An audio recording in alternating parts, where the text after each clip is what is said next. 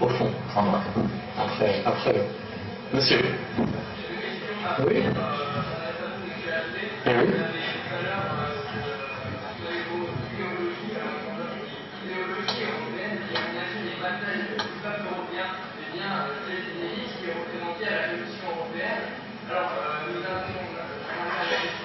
Nous avons vu au cours de l'année que la Commission européenne est censée représenter quelque chose qu'on appelle l'intérêt général.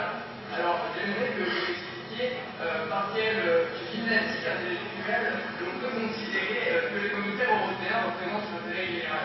Ma deuxième question va à Monsieur Douce. Oui. Monsieur Douce, quelle est la question? La première est si forte que la deuxième est...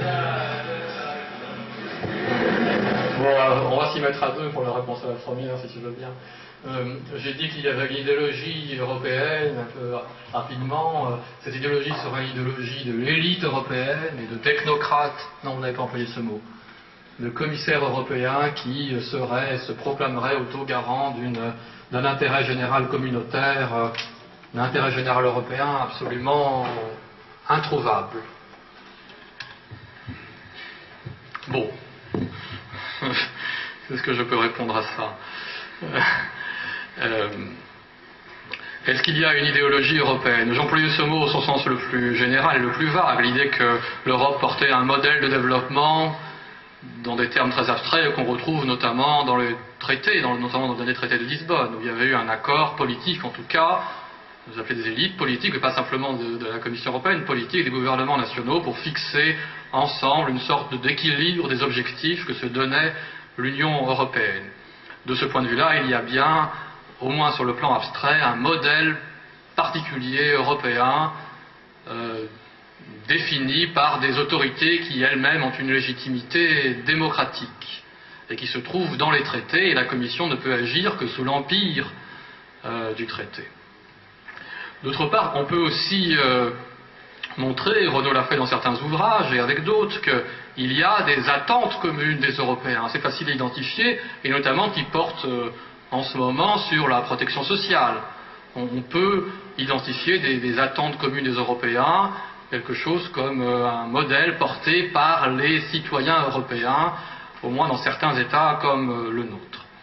Maintenant, en quel sens peut-on dire que les commissaires européens défendent l'intérêt général européen? Bon, l'intérêt général européen, ça peut se définir de manière négative. L'intérêt général européen, ou de manière positive, au fond, ça peut être deux choses. Au fond, ça peut être la synthèse des intérêts des gouvernements qui participent à l'Union européenne, et ça peut être aussi des intérêts qui servent les objectifs que les gouvernements se sont donnés dans les traités, et que cependant, isolément, ces gouvernements ne soutiennent pas ou ne veulent pas défendre. Donc il y a bien, par exemple en matière environnementale, il y a bien des objectifs dont on peut s'accorder qu'ils sont des objectifs communs aux Européens et aux gouvernements européens, et des situations dans lesquelles ces mêmes gouvernements, et ces populations, considérant que ces objectifs sont des objectifs communs aux Européens, ces objectifs ne sont pas défendus.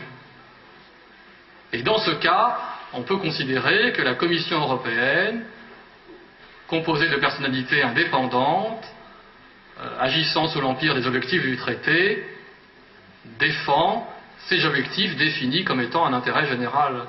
Oui. En fait, tout à l'heure, monsieur semblait considérer qu'il y avait la place dans les institutions européennes pour un jeu politique.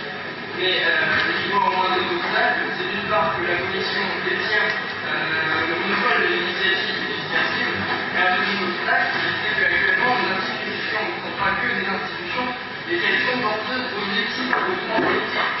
La concurrence, par exemple, qui est inscrite dans les traités, est un objectif clairement politique. À partir de là, il n'y a plus de politique dans le cadre de l'Union, puisqu'il y a des présupposés à la politique européenne. Oui, est-ce qu'il n'y a pas des règles qui lient au fond les institutions, qui sont déjà au fond, il y aurait un programme, comme tu dis, un logiciel qui serait prédéterminé au niveau de l'Union européenne et qui empêcherait de faire de la politique au niveau européen. Bon, ce que vous appelez des présupposés, on peut dire que ce sont des règles communes. Et d'autre part, j'ajoute que, mais je vais laisser la parole à Renaud, j'ajoute que je pensais avoir insisté là-dessus, enfin, je veux encore insister là-dessus, c'est que ces règles communes, elles peuvent être l'objet d'applications très différentes. Il n'y a pas à considérer que la concurrence équivaut mécaniquement à la libéralisation des économies nationales ou à un système ultralibéral. Pas du tout. Il y a plusieurs politiques de concurrence possibles en fonction de l'interprétation qu'on en fait et de l'objectif qu'on se donne en commun. Mais je vais laisser la parole à Renaud là-dessus. Alors je vais aborder ensemble vos deux questions, monsieur. Sur la première, je dirais que la question que vous posez est une question classique dans tout système représentatif. Dans quelle mesure est-ce que ceux qui gouvernent peuvent prétendre représenter l'intérêt général? Je vous rappellerai que en France, les députés sont censés représenter la nation. Comment font-ils pour déterminer quel est l'intérêt de la nation? C'est une opération d'alchimie politique hautement compliquée. Au niveau européen, mutatis mutandis, la question est la même. Comment est-ce que ceux qui gouvernent l'Europe déterminent ce qui est l'intérêt commun des Européens?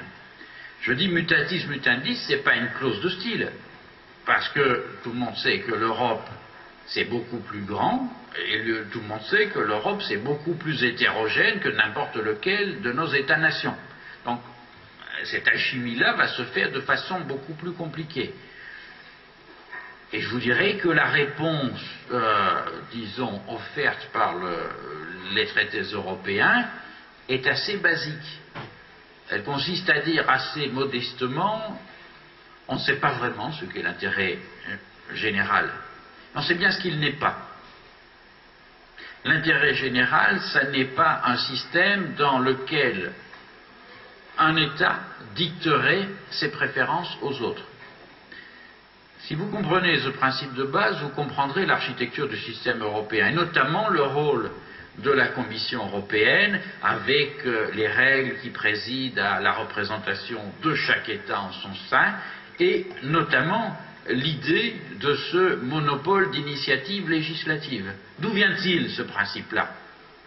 Pas d'une bande de technocrates qui ont dit il faut qu'on monopolise les instruments de décision politique. Il vient d'une demande explicite des petits États qui ont dit on veut être protégé contre toute tentative d'hégémonie des grands États. C'est là l'origine historique de cette institution-là. Maintenant, il faut se représenter que les institutions dans les systèmes démocratiques sont en partie ce qu'on leur fait faire. Le Parlement européen a le droit de demander à la Commission de déposer des projets de directives et de règlements. Il le fait d'ailleurs beaucoup.